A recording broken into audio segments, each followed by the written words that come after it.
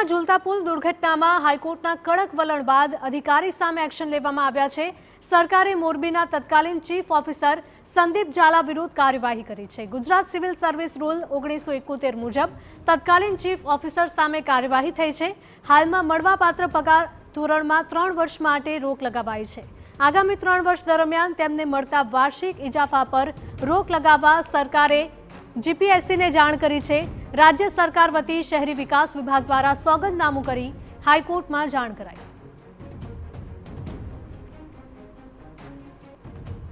संवाददाता रौनक जोड़ा है વધુ વિગતો સાથે। रौनक, मोरबीમાં ઝૂલતા પુલ દુર્ઘટનામાં हाईकोर्टના કડક વલણ બાદ હવે અધિકારી સામે એક્શન લેવાઈ છે।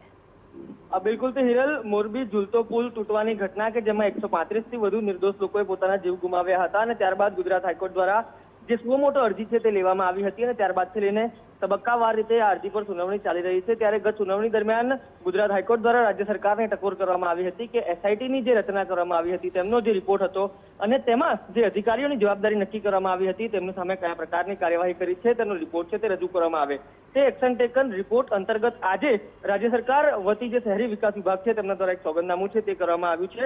એમાં જણાવવામાં આવ્યું છે કે જે તત્કાલીન ચીફ ઓફિસર જે ત્યાં કામ કરી રહ્યા હતા સંદીપ ઝાલા તેમના વિરુદ્ધ જે ખાતાકીય કાર્યવાહી અત્યાર સુધી ચાલી રહી હતી તેમના વિરુદ્ધ આરોપનામું છે તે ઘડવામાં આવ્યું હતું। આ તમામ પ્રક્રિયાઓ છે તે પૂર્ણ કરીને તેમને 16 જુલાઈ 2025 એટલે કે 2 દિવસ અગાઉ જીપીએસસીને એક ભલામણ કરતો પત્ર છે તે લખવામાં આવ્યો છે અને આ સાથે 3 વર્ષ સુધી તેમને જે મળતા લાભો છે તે રોકી દેવામાં આવ્યા છે। ન માત્ર એટલું પરંતુ તેમનું જે પગાર ધોરણ છે તે પણ અટકાવી દેવામાં આવ્યું છે અને આગામી 3 વર્ષ દરમિયાન જે વાર્ષિક ઇજાફો તેમને મળવો જોઈએ તેના પર પણ સદંતર રોક છે તે લગાવી દેવામાં આવી છે।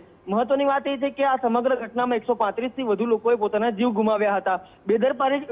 બેદરકારીપૂર્વક અન્ય કોઈ થર્ડ પાર્ટી દ્વારા જે બ્રિજનું સંચાલન અને સમારકામ કરવામાં આવ્યું હતું ત્યારે આજે રાજ્ય સરકાર દ્વારા જે જવાબ રજૂ કરવામાં આવ્યો છે તેનાથી કોર્ટ સંતુષ્ટ થાય છે કે કેમ કે પછી હજુ પણ કાર્યવાહી કરવા માટે કહે છે તેના પર નજર રહેશે, પરંતુ શહેરી વિકાસ વિભાગ દ્વારા આ પ્રકારનો જવાબ છે તે કોર્ટમાં આપવામાં આવ્યો છે। બિલકુલ, તેમના સિવાય કોઈ એવા પણ અધિકારીઓ છે કે જેમની વિરુદ્ધમાં એક્શન લેવાયા હોય? હાલ પૂરતું જે એક્શન ટેકન રિપોર્ટ માંગવામાં આવ્યો હતો હિરલ, તેમાં માત્ર એક જે પૂર્વ ચીફ ઓફિસર હતા સંદીપ ઝાલા તેમના વિરુદ્ધનો જે જવાબ છે તે આપવામાં આવ્યો છે। ત્યારે થોડીક જ વારમાં હવે આ જાહેર રીતની અરજી પર સુનાવણી શરૂ થશે ત્યારે વધુ જવાબ છે તે પણ માંગવામાં આવશે। ત્યારે સ્વાભાવિક રીતે અન્ય કેટલાક અધિકારીઓના પણ નામ આવે છે કે કેમ તેના પર જે જવાબ છે તે સ્પષ્ટ થશે।